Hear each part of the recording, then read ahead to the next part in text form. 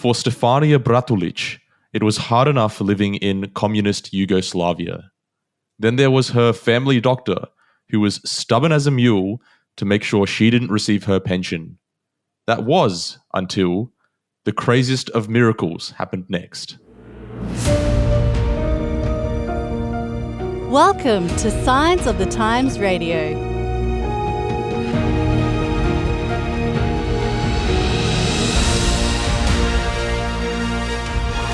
Signs of the Times Radio is back for another week, and this time around I have an awesome guest whose name is Danijela Schubert.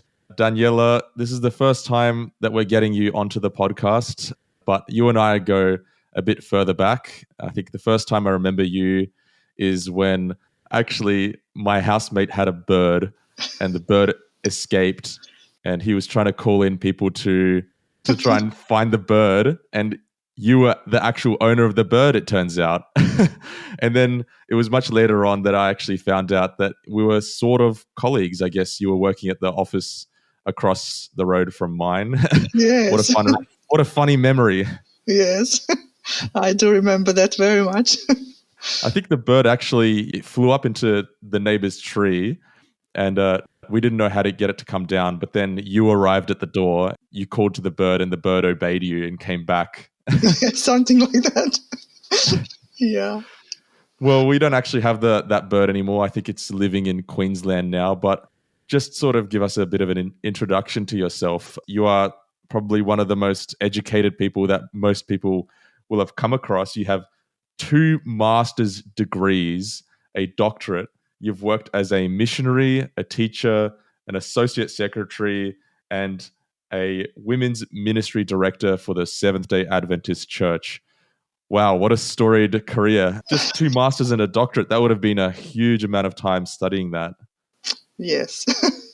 It just, when it's all over and finished, it seems like it's not a big deal. But yes, I guess it is a big deal. Yeah. So what areas did you study? My first master's was in health ministry and theology. So part of the courses were in health and part theology. And the second one was in theology, Old Testament. And then the doctorate was in youth, family, and culture. Now, people may notice that you have a little bit of an accent. You sound great. But can you just tell us where you actually come from? Okay, so I was born in what was then Yugoslavia. Now that part of the country is Croatia. Okay. And since I got married with my husband, we lived in France, in the Philippines, in Australia, Pakistan, Papua New Guinea, and back in Australia. Oh, wow. So what year did you actually leave Yugoslavia? In 1985.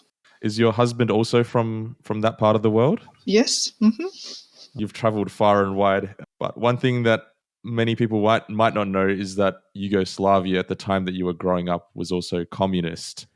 Now, a lot of people might not understand from an Australian or New Zealand perspective what communism is like because it hasn't ever reached this part of the world. Can you just give us a bit of a sketch, like what is communism? What did your life look like growing up in that?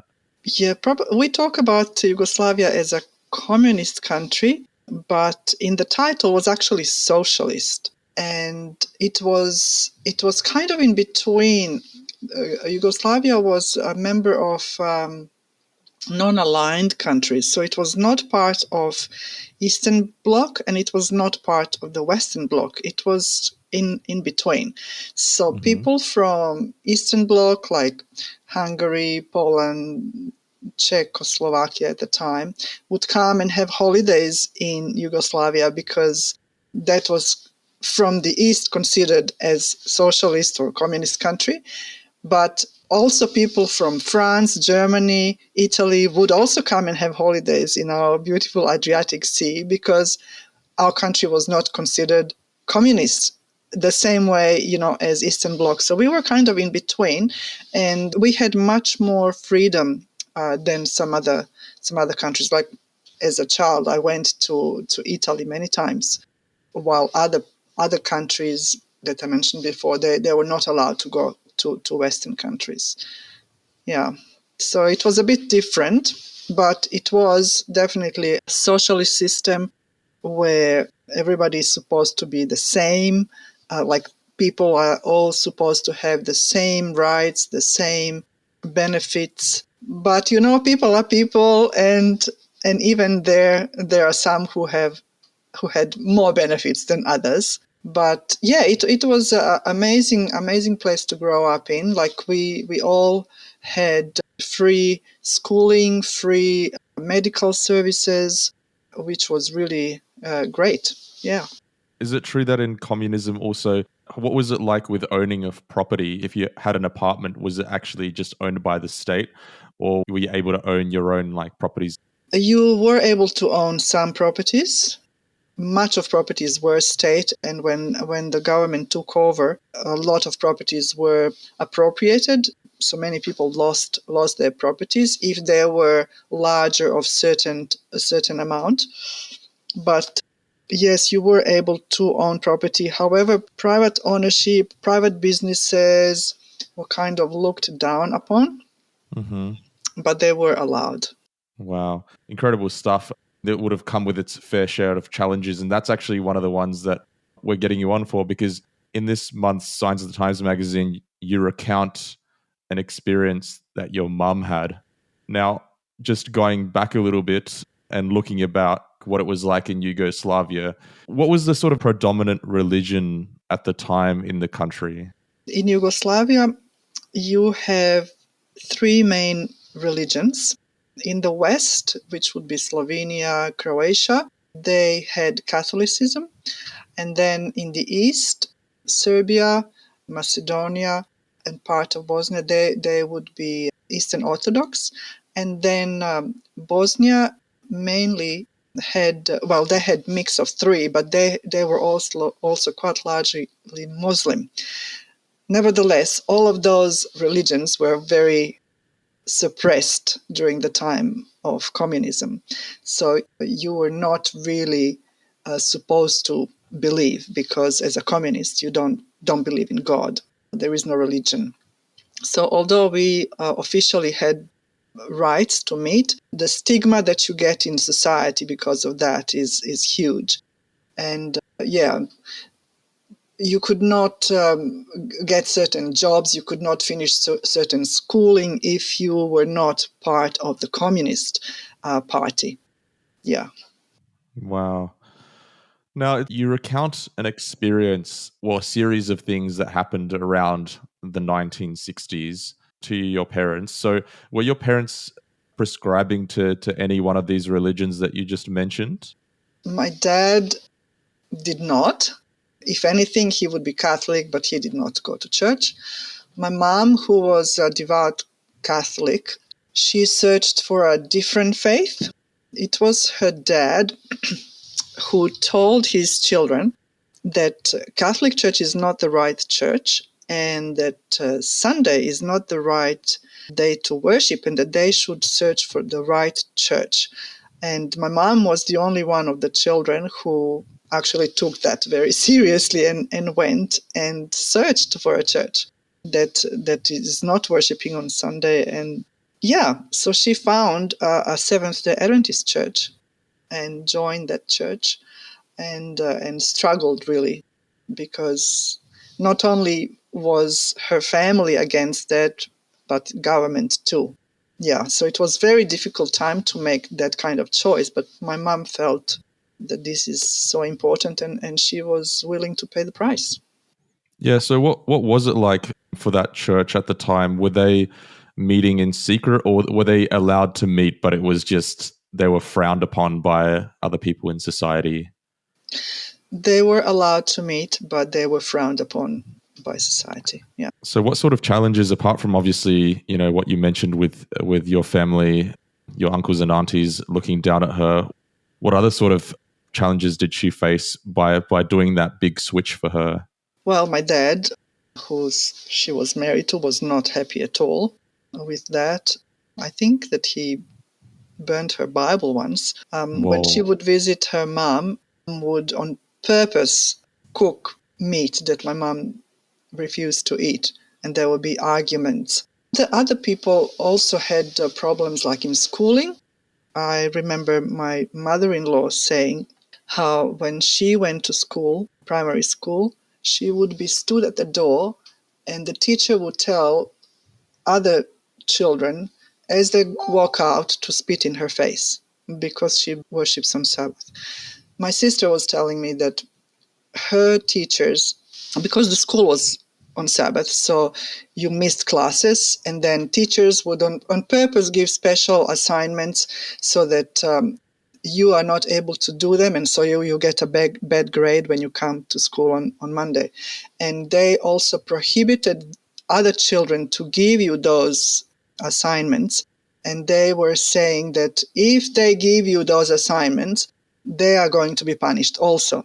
And my sister, she has amazing experience because one of her classmates went against that, and she did give my sister those assignments that they received on Saturday. And my sister got a good grades, and the other friend got good grades too. Crazy. For your siblings, because they were already born and alive and in school at the time that your mum decided to make this commitment to the Seventh-day Adventist Church, were they fully on board with that at the time? Because of the challenges that they were facing around it at school, were they a bit hesitant? Like, have you ever talked with them about this since then? They were small, relatively small at the time. So, kids just go along with mom. It was really difficult for my brother, maybe more so than for my sister, because my brother was somehow aligned to dad and dad was against, and dad was an alcoholic, and my brother became an alcoholic and actually died fairly young from alcoholism. But my sister remained very firm in faith, and she's still today a very firm believer. At the same time as all of this was happening, there was another thing that was also going on, which was your mum's health, right? And your mum was trying to get an invalid pension, right? Can you just explain how that sort of worked under the government system there at the time? So in communist government, they wanted to have equal rights and equal opportunities, and that everybody would do well. So from that perspective, it was possible to receive an invalid pension at the time. And my mom requested that. But for some reason, this doctor who was the head of the committee that would recommend such pension for her was just adamant that he is not going to give her that recommendation.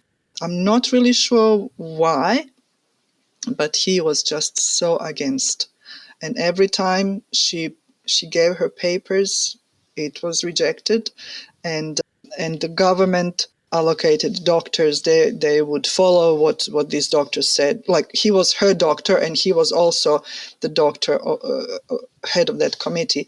And whenever he would give her certificate that she is not fit to work, he just would not give her that.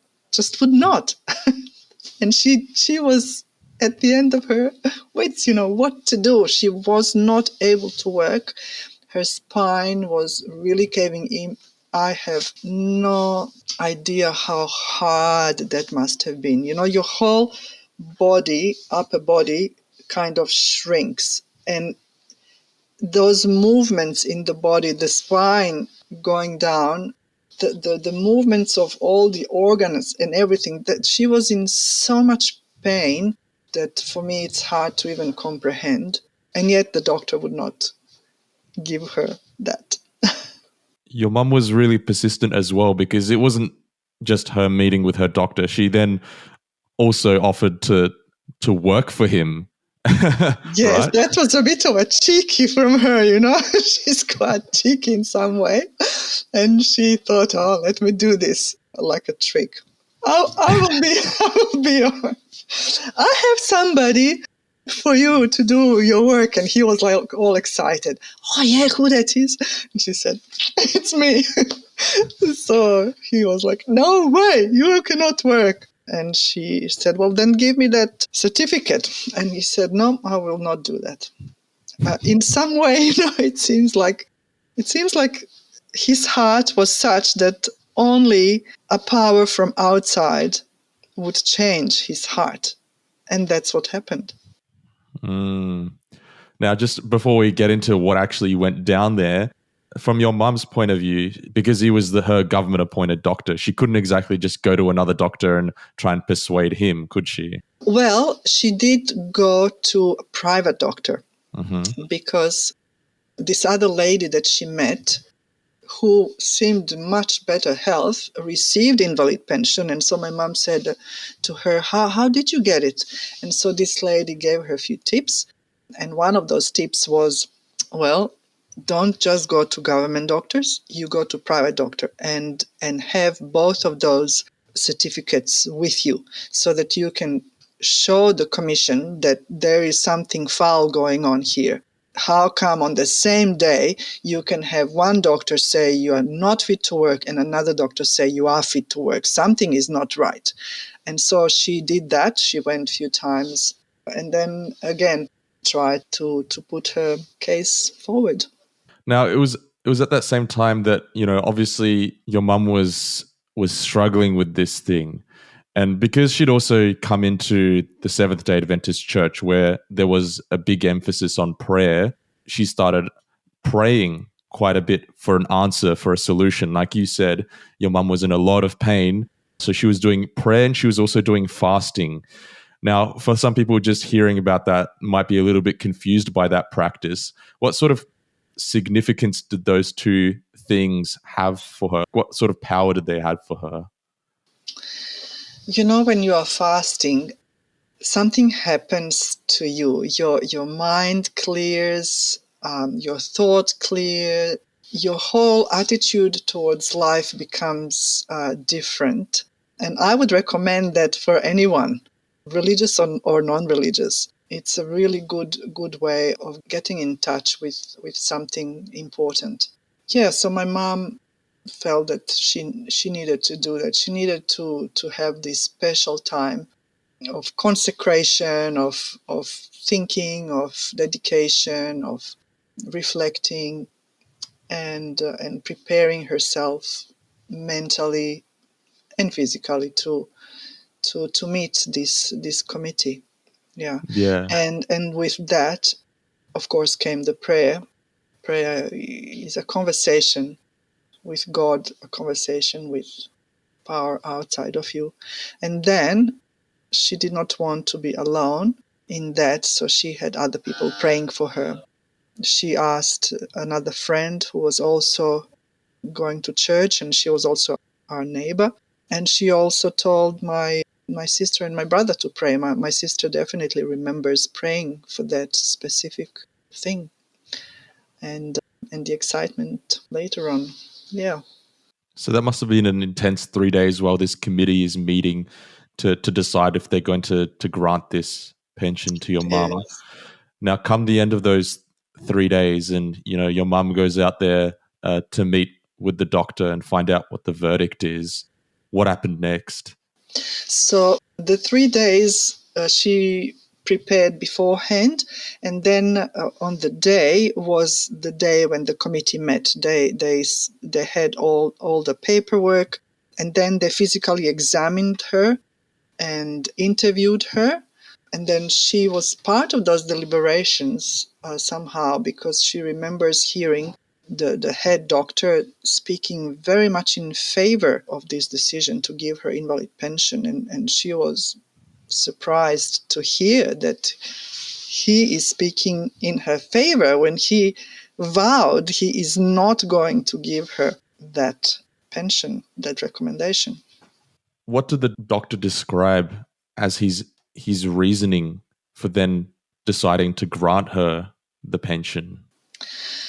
At the committee, there was no possibility for my mom to check with him how come this changed. She was just listening and being amazed that this is what's happening.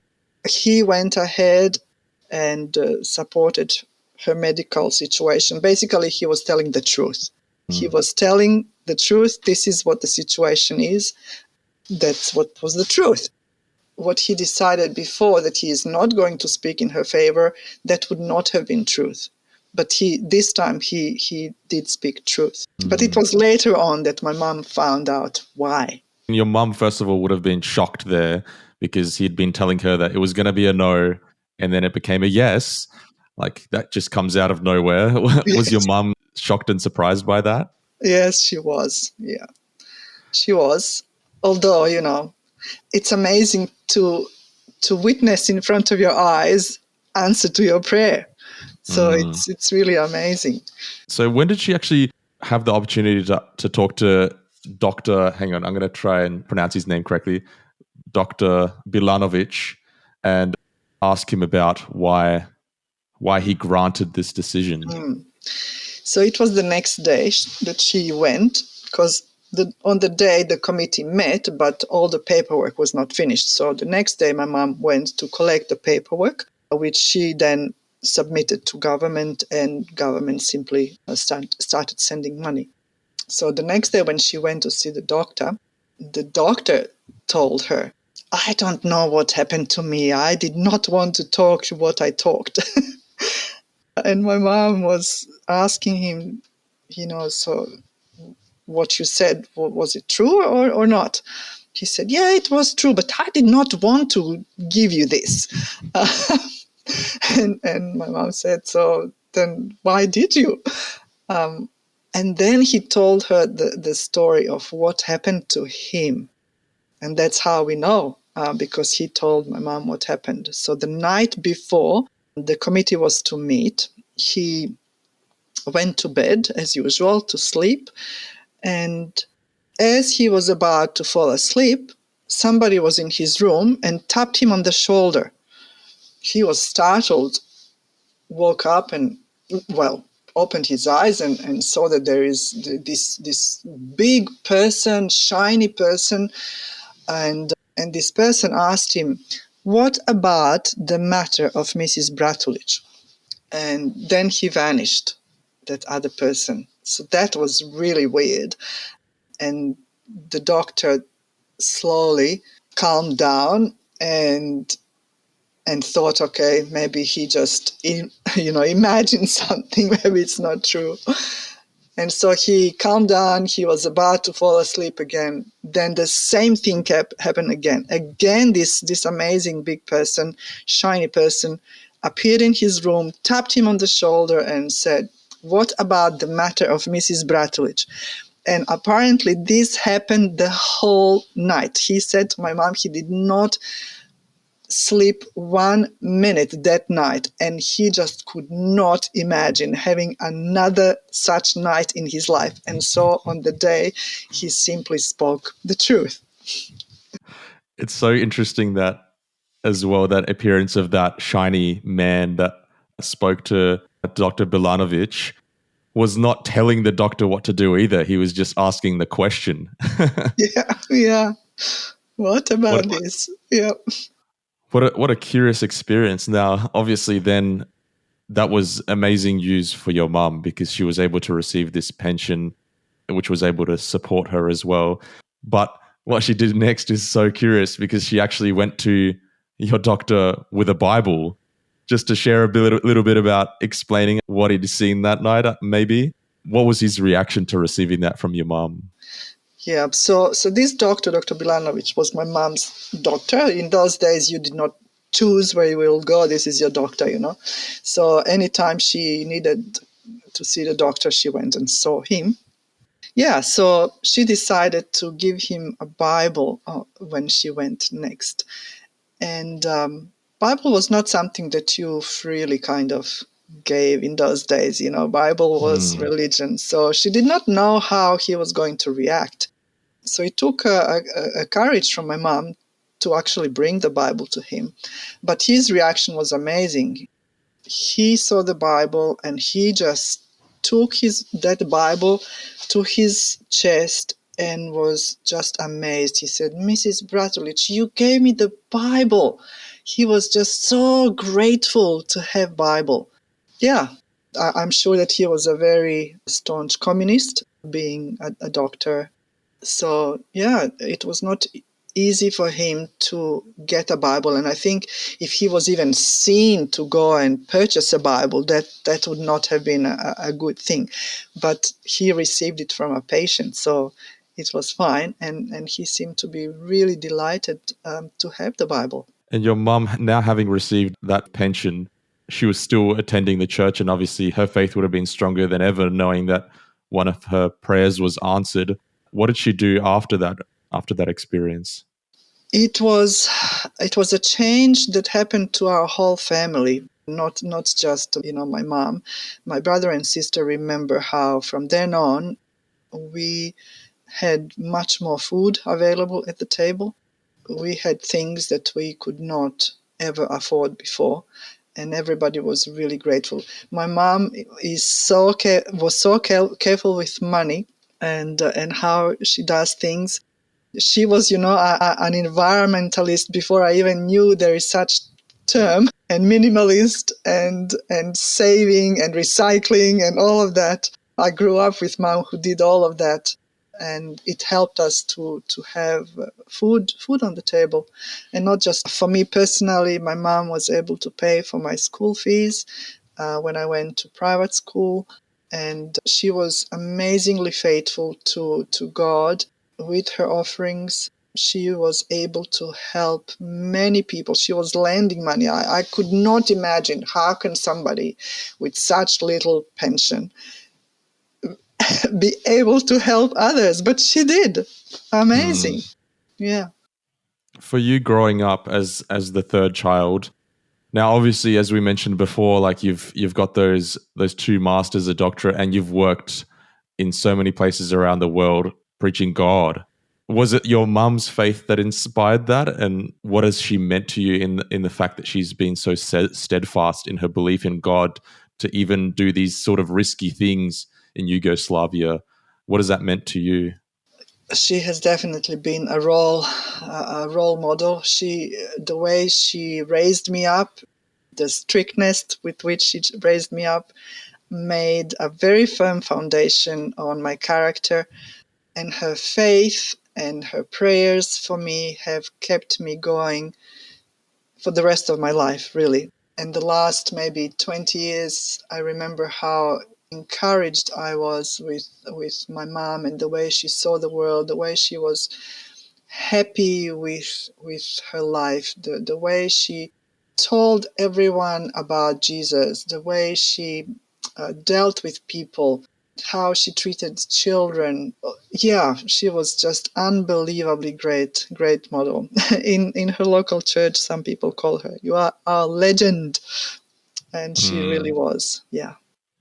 I see a lot of similarities between your mum and my mum, actually, because like you mentioned there was the Eastern Bloc of communist countries in Europe, and my parents actually grew up in one of them, which was Poland. And so my mum came into the faith, like Poland was a predominantly Catholic country, and a friend introduced her to the Protestant faith through the Seventh-day Adventist Church, and she began to read into these parts of the Bible that she hadn't really thought much of before that, and started discovering all these things and decided to become a Seventh-day Adventist. And her parents did not accept that because they were staunch Catholics at the time. They kicked her out of the house. And at the exact same time that this was happening in the 1980s was when a state of war was declared because the Russians were on the border and stuff. So you had to declare which household you were part of. And my mum actually was like staying away sort of illegally with other people because she'd been kicked out of her own home and people were taking her in and stuff. And she was so defiant that she was happy to make that stand for her faith. All these years later, she's in Australia now, and is able to practice her faith freely, and her relationship with her parents never really got better. But she's a firm believer in that, the fact that she made the right decision in that moment. And also, for me, hearing all the stories about what communism was like there in Europe, I can just imagine in my mind what it would have also been like for your mum. But also, I'm just wondering for you, growing up in the midst of this situation, was it difficult for you growing up as well? Like you mentioned for your siblings how it was in school. It obviously didn't get any better because communism was around for much longer while you were growing up. What was the experience of growing up with faith in communism for you? So I would say that in some way I was much more sheltered because as the years went, the communism was less and less firm, and in 90s it actually pretty much vanished. Civil war happened, and the whole Yugoslavia went into pieces, and now you have all these different, at that time were republics, now they are all separate countries. So you have Slovenia, Croatia, and this is what people know these days. So I did not have that much struggle growing up in a communist country. And then when I did my high school, by that time, our church, again, I would say miraculously, was allowed to have a high school, private high school in a communist country. It's just, a miracle. I finished my high school in a boarding Adventist school. Now that also had some problems. So it was not a recognized school. If you finished high school, with that diploma, you could do nothing else. So in order to have our learning recognized, every year, at the end of the year, we had to do government exams.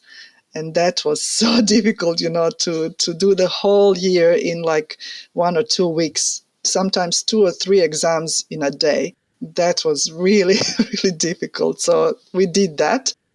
And then after that, I was able to continue studies with no problem in another government university. So that's probably my biggest difficulty. The other thing was that many things our generation did not know.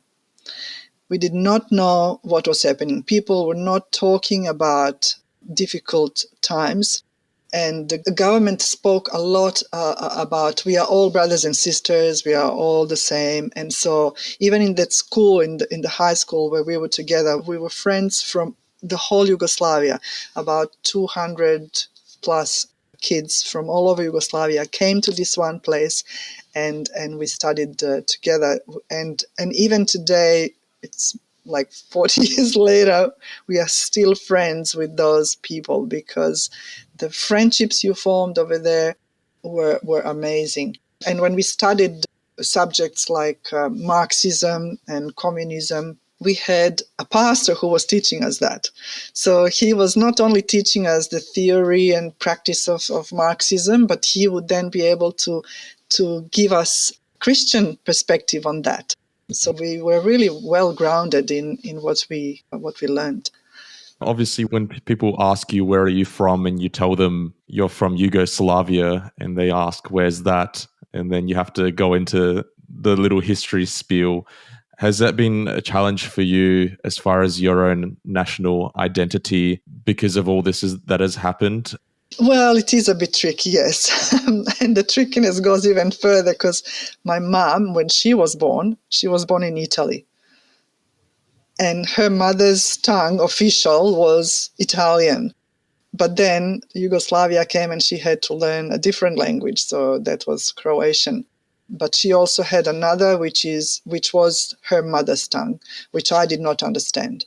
So my mom was very fluent in 3 languages, simply because of those countries. And even my name, I get people confused with the spelling of my name.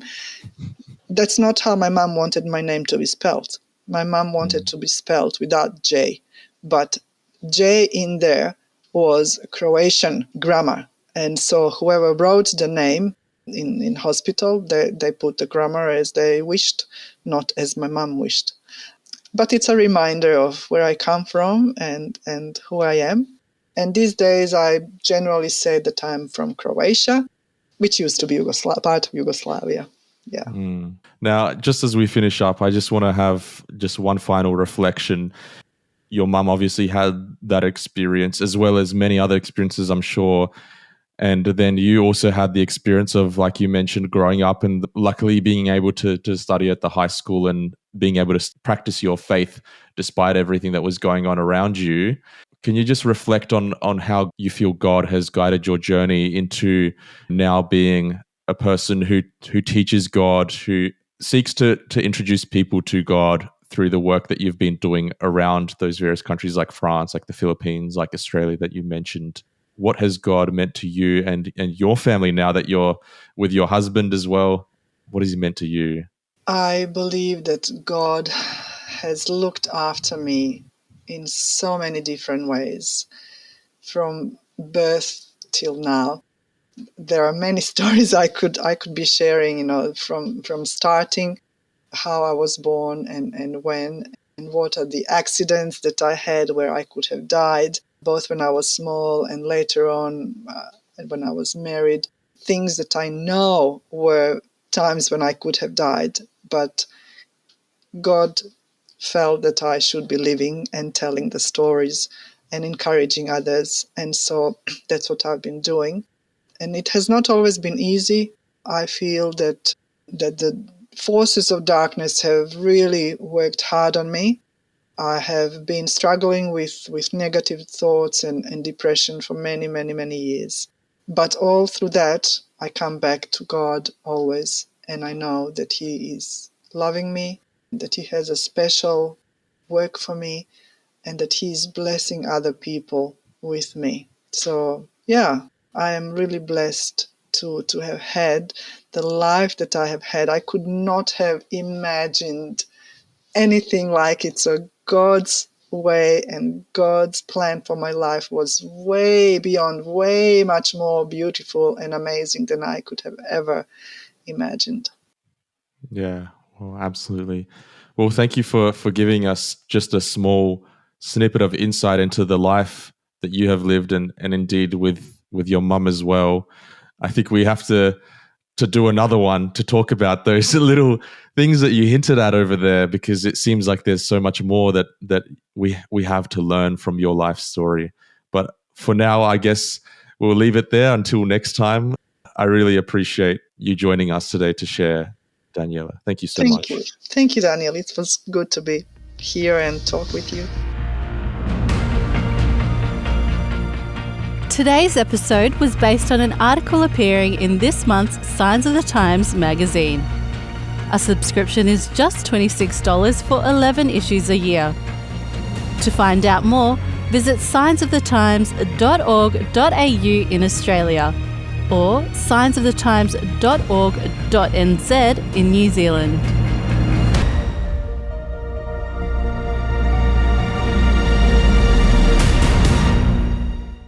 This is an Adventist Media podcast.